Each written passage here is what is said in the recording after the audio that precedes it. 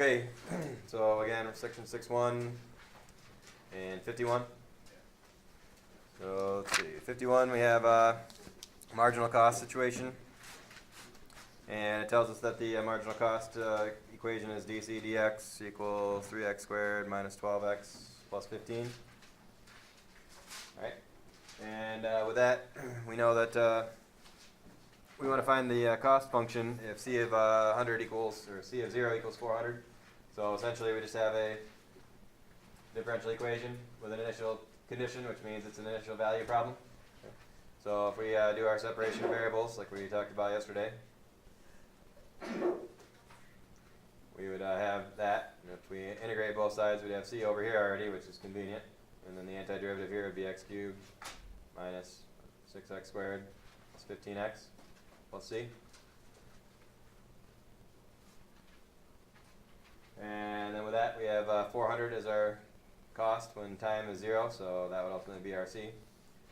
And keep in mind that not to be confused with the two c's here, this is the cost, if you will. Just make sure we're clear on that. And the c is the c from integration.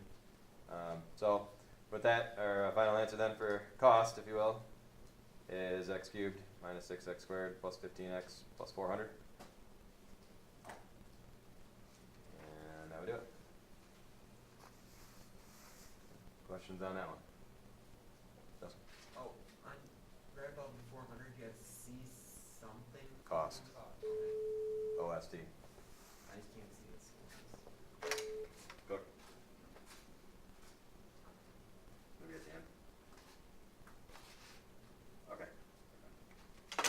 Connor, Ms. Brown. At the end. Okay, what else? 41. On 41, we have, it gives us an acceleration of 32. Gives us also a couple of initial conditions, as s of 0 is 0. Oh, that's 40. Whoops, sorry. Oh, yeah, well, we're supposed to do 40. 41, you said, right? Oh, 42, I meant, sorry. Oh. Alright, so ultimately then it's not negative 32, it's just or positive 32, it's cosine t. S of 0 equals 1, v of 0 equals negative 1. Okay. So with that, if a is cosine t, then what would v be? Knowing that a and v are, v would be, v's derivative is a, so a's antiderivative would be v. So ultimately it'd be positive sine t, plus c. And with the initial condition we were given here, v of 0 equals negative 1, we can plug that in, we get negative 1 here. Sine of 0 plus c. We know sine of 0 is 0, so ultimately that would be negative 1 equals c. So that means our velocity equation would be sine t minus 1. And then our position equation, of course, is the antiderivative of that. So antiderivative of sine would be negative cosine t minus t plus c again. Different antiderivative of 1 is t plus c. And our initial condition is 0, 1. So this time if we put cosine of 0 minus 0 plus c, we'd ultimately get negative 1 plus c over here. So of course cosine of 0 is 1. And if we add the 1 to both sides, we get 2 equals c. So our final equation then, negative cosine t minus t plus 2 would be our position function. And that's all we had to do, right? Just write the position function in terms of time. Questions on any steps there? When you take the antiderivative of cosine, what is positive sine? It's going to be negative or... Remember, antiderivative of cosine is sine, because the derivative of sine is cosine. Oh, okay. Yeah, I was You gotta think backwards. I'm doing the derivative of Right. Okay. So that's what we got. Now that we know derivatives and antiderivatives, that's where we gotta really be careful and think about which one's which. Okay? We know the derivative rules, we gotta think backwards for the antiderivative rules. Questions on this one? What else? Andrew? 33. 33, we have cosine x plus sine x as our differential equation. Yeah, that's 32. Oh, you're right. Ultimately, that's 2e to the negative t dt. So I just separated the variables right from the get-go here. All right. And so if we integrate here, we're going to get y here. And ultimately, we need the antiderivative of this. Okay. Well, the 2 is a constant multiple, so leave that as such. The antiderivative of anything e to the u is going to be itself. instead of times the derivative of the argument, it's going to be divided by the derivative of the argument because we're going backwards, so ultimately we divide by -1 plus c. So with that, we ultimately would have -2 e to the -2e plus c. And the condition they gave us was ln2 for x and 0 for y. So if we do -2 and then we go negative ln2 here plus c, our work would look like that. And keeping in mind here that we know that e and ln cancel each other out when they're composed, but ultimately we can't have that negative in there. So to remedy that, we want to write it as ln of 2 to the -1. These are logarithm properties to make the -1 go as the power on the 2. So power property for logarithms. And so now e and ln will cancel out, and we'll have -2 times 2 to the -1 plus c equals 0. And ultimately, -2 times a half then plus c, -1 plus c, so we get 1 equals c. So again, that 2 to the -1 is just a half, so we get -1 plus c equals 0. Find our c as such. And then our final answer then would be -2 e to the -t plus 1.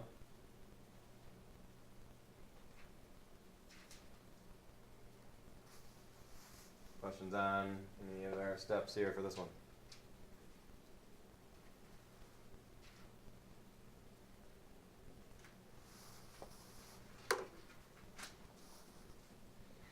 This one? Alright, other? Victor? 35, we got second derivative here, so we ultimately just have to do this job twice. So d squared y dx squared equals, or d theta squared that is, sine theta. So if we separate variables and anti-differentiate, we're ultimately going to get dy d theta on this side. And antiderivative of sine would be negative cosine theta plus c. And the initial condition they gave us, they said that y prime is 0 at 0. So if we put 0 here and 0 here, we're going to get -1 plus c equals 0. So it would be 1 equals c. So therefore our derivative function now will be dy d theta equals negative cosine theta plus 1. And ultimately if we anti-differentiate again, separate the variables and anti-differentiate, we're going to wind up with y over here. The derivative of negative cosine is going to be negative sine plus theta plus c. And the initial condition they gave us for the y part is -3 for y, 0 for x. Ultimately that stuff is just 0, so we get -3 equals c. So final answer then would be negative sine theta plus theta minus 3.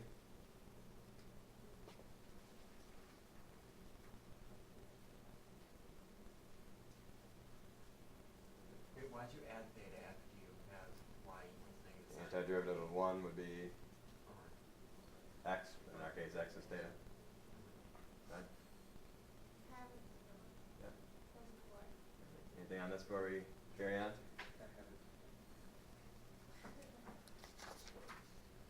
Alright. This 54 will be Ronnie's problem from here on out. Sorry, she said, can I have it? Alright. So, bottom line here, we got, it says that the State of Illinois Cycle Rider Safety Program requires that riders be able to brake from 30 miles per hour, which is 44 feet per second, to 0 in 45 feet. And we want to know what constant deceleration does it take to do that. And so our hint here was to look at problem 53, so let's take a look and see what they got there. Ultimately, they did a similar problem here. They had a 60-mile-an-hour situation, and we slam on the brakes, and the question is what constant deceleration is required to stop the car in 242 feet. And to find out, we'll solve the following. So ultimately our ds dt, or ds d squared s dt squared, which is our acceleration, if you will, it's the second derivative of our position, okay, is going to be -k. Same deal in the motorcycle situation, because they're asking for what constant deceleration are we going to need to get this done. Fair enough? So we'll start out with the same differential equation that they did, because we're looking for a constant deceleration also. Okay, and then the initial condition here that they had in theirs was that ds dt was equal to 88 when time was 0. Our ds dt is going to be 44, because ultimately our speed for the motorcycle is 44 instead of the speed of the car, 88. And it's 44, not 30, because it's in feet per second. Alright. So, with that said, that again is going to be our speed when time is equal to 0. Because keep in mind, the motorcycle is, when the experiment starts, the motorcycle's in motion. Right? And ultimately, what do we want to have happen? We want it to stop. Okay? And stop over a period of 45 feet, I believe. Okay. We'll get to that part in a minute. But so, ultimately, that would be our initial condition. This would be our differential equation. And so, the question they asked us to do was solve that initial value problem. So we're ultimately going to do exactly the same thing that they did. They solved theirs with their conditions. We're going to solve ours with our condition. And ultimately, we know that ds dt is going to be the, if we anti-differentiate both sides here, we're going to get negative kt plus c. All right. So knowing that we have our differential equation taken care of, we need to find c here by using the initial condition. In our case, we know that 44 is equal to negative k times 0 plus c. So ultimately 44 would be our c value here, which means that ds dt then is going to be negative kt plus 44. Okay. So we know that that is true in this particular situation, this motorcycle situation. Okay. All right, and then in part B, it said find the value of t that makes the ds dt equal to 0. And it says, keep in mind that the answer will involve k. So again, we're following the same directions. It's really the same problem. We just have 44 instead of 88. And our stopping distance is less than what theirs was too. So again, the question is, find the value of t that makes ds dt 0. So if we want ds dt to equal 0, we could ultimately solve that equation for t, and we'd get negative 44 equals negative kt. And if we divide, we get 44 over k equals t. So ultimately, that is the time when the derivative equals 0. Keep in mind that the derivative is the velocity. True? So ultimately, that time right there, wouldn't that be the time that the bike is stopped? Wouldn't the velocity be 0 there? Okay. So that's what we've calculated here, is when is the bike stopped. Okay. So ultimately, it's going to be 44 over k. Which really, in the scheme of things, doesn't do us much good, because we still don't know what k is here, so it doesn't give us an actual time here. We just know an expression that would give us the truth here. Now, so based on that, we have our answer for that. And then part C of the question said, find the value of k that makes s equal to 242 for the value of t you found in part B. All right, so here's where we have to now put in our information here. Our information is not 242, it's 45. We have 45 feet to work with, right? Okay. So we have 45 feet to work with, keep that in mind. And also keep in mind that we have this differential equation here, right? Okay. And so could we find a position equation from this? Sure, we could just anti-differentiate again. And we could find our equation to be negative kt squared over 2 plus 44 t plus c. True? Now, before we answer the actual question here, we got to decide how are we going to find c here. Ultimately, to find c, we need an initial condition in terms of the position. True?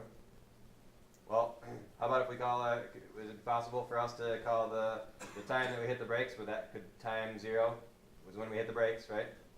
Okay. Could time 0 correspond with position 0? And then have the final position be the 45? That would work, wouldn't it? So if we do it like that, then our c is going to be 0 then, isn't it? So if we put in position 0 times 0, we're going to get 0 equals c. Okay? So if we consider our initial position to be s of 0 equals 0, that means we'd have 0 equals c, and so therefore our s equation would be negative kt squared over 2 plus 44t.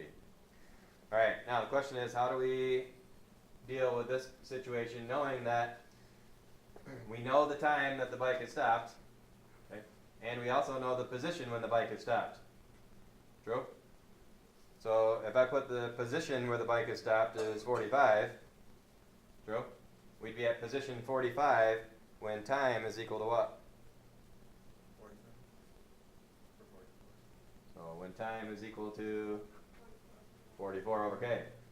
True? So again, we're at position 45 when the time is at 44 over k. So let's see what happens if we do the math on that. We put that time in question in there, and we do the algebra here. We're going to get 44 squared over k squared times k. We're ultimately going to get negative 44 squared over k, because the k squared on the bottom and the k will cancel out.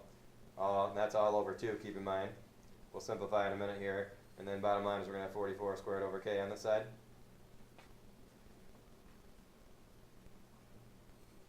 Alright.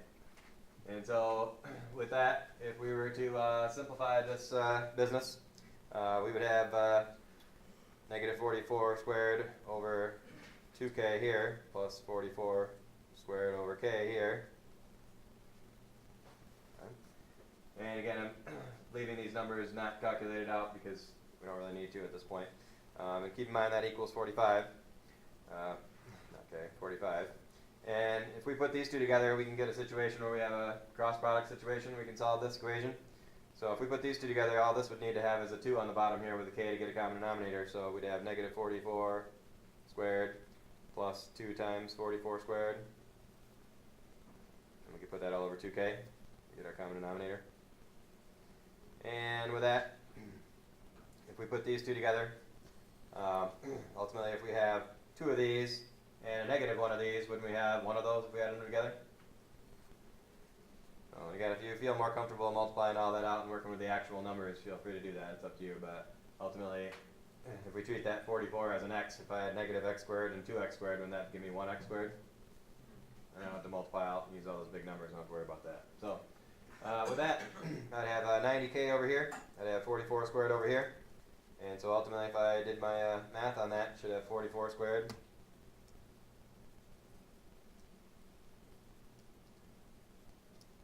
divided by 90. This is 21.511, which ultimately looks like a repeater, so get an exact answer for that. So it should be 968 45ths. And ultimately, what we were after at the beginning here, we were after this value k. True? So wouldn't that do it?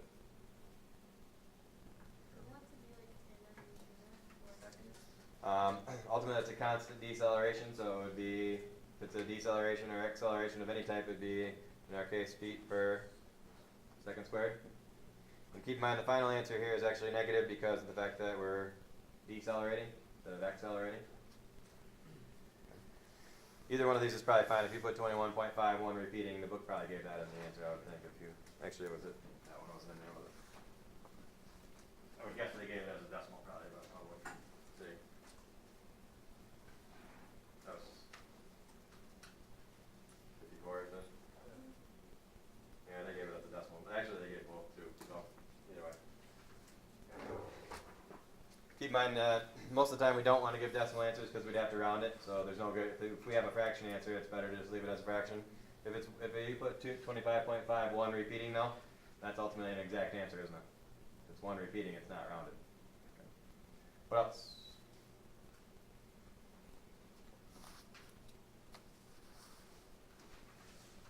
Okay. Wait, what about like the binary ones? Are those like included? Actually, yeah, let's keep those in the same video. Let's go with binder problems next then. I believe the answers were on there, right? Or if not, let me know which ones weren't.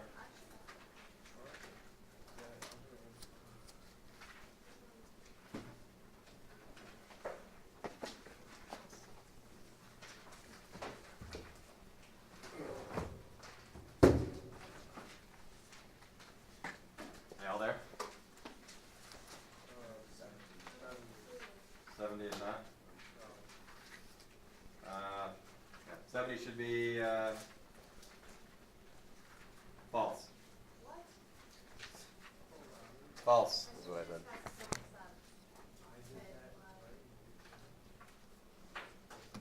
Alright, where should we start? Oh, I was in 69.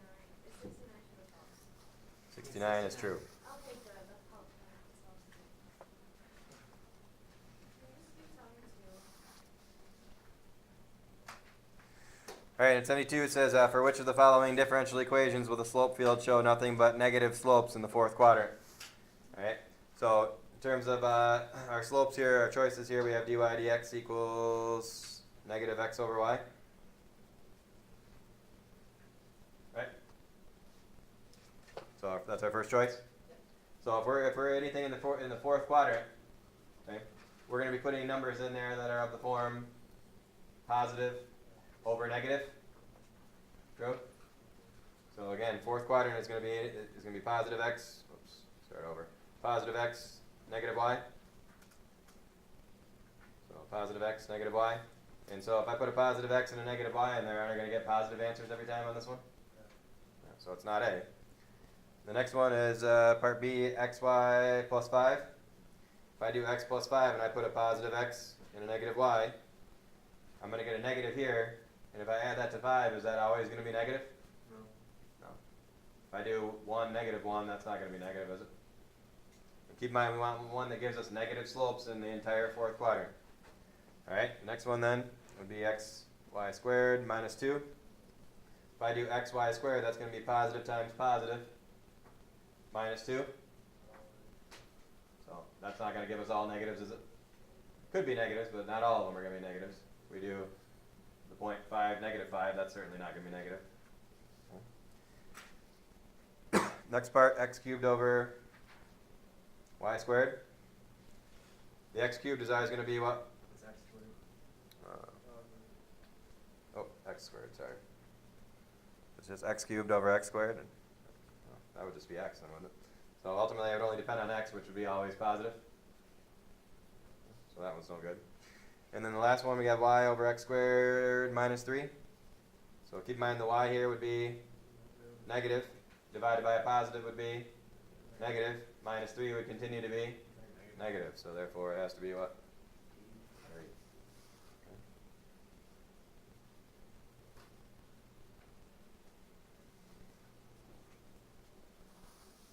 Alright, questions on that one? What else? Andrew? 74. And 74 says, which of the following differential equations produces the slope field shown here? And again, ultimately, we're looking for, if we look at the given slope field, we need to decide which one gives us that slope field.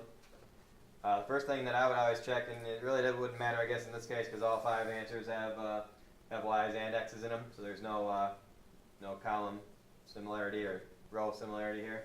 So bottom line is we just need to check and see which one of these is giving us these particular slopes.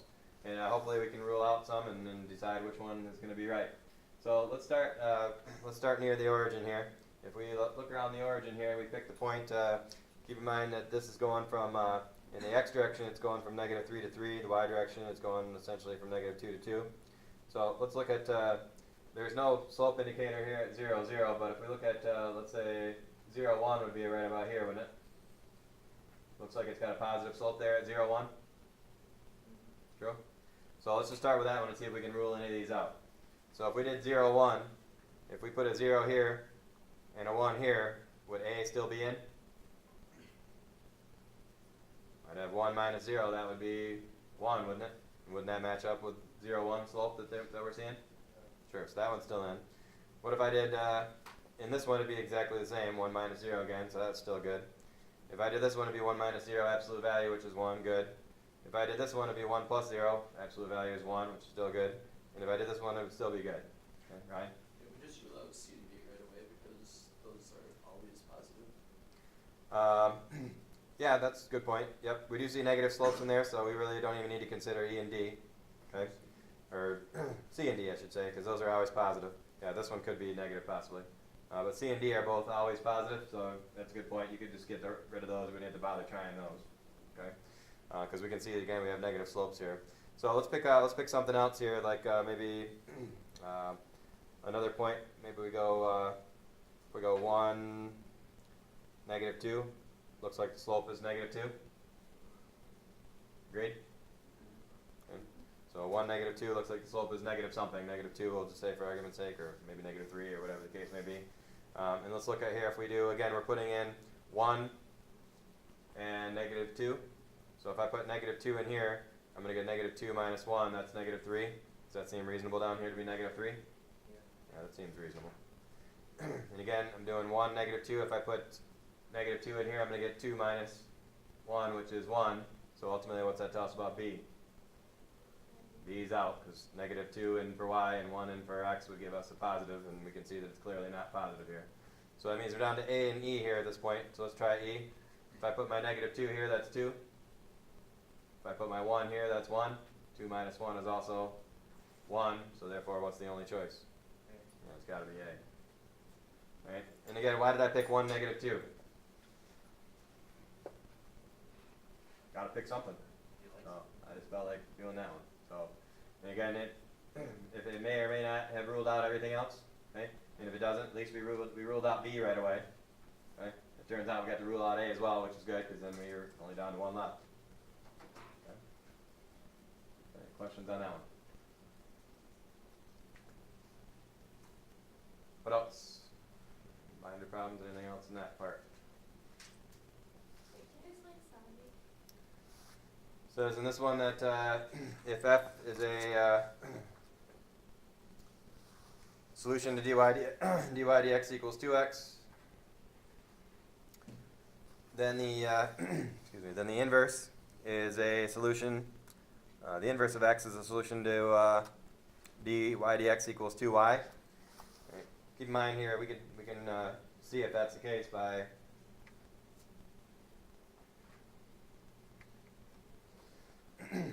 actually doing the work here. We did that, we'd have y equals x squared plus c if we did the actual function. True? Okay. And keep in mind that the inverse of this y here, okay, this is our function in question, the inverse of the y here, if we switch the x and the y's here, and we subtracted minus c and then we had y squared, we'd get plus and minus the square root of x minus c equals y. So this would be the inverse then. So this is f, and this would be f inverse. So we could actually find the inverse in this case.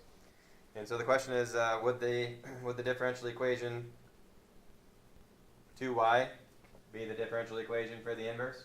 Well, let's find out. If we did 2y here, we'd have to go 1 over y dy over here. And we'd have to go 2 dx over here. And we get natural log of absolute value of y here. We'd get 2x plus c over here. And then if we solve this, we'd compose both sides with e, and we'd get e to the 2x plus c, which ultimately would be, if we use our property that we illustrated yesterday again, if we separated those two, undid the addition of powers, if you will, that e to the c is just a constant, so ultimately we'd have something of the form c to the 2x equals y. So remember again, e to the c is just a constant, so what can we call it instead of e to the c? Just call it c, it's just a constant. Okay? So ultimately this is the inverse according to that differential equation. So what do we notice about these two? Are they even remotely the same? No. So therefore that one is false. So what does that tell us in general? That if we have a differential equation, is the inverse's differential equation the same equation just with the other variable? No, absolutely not. What else?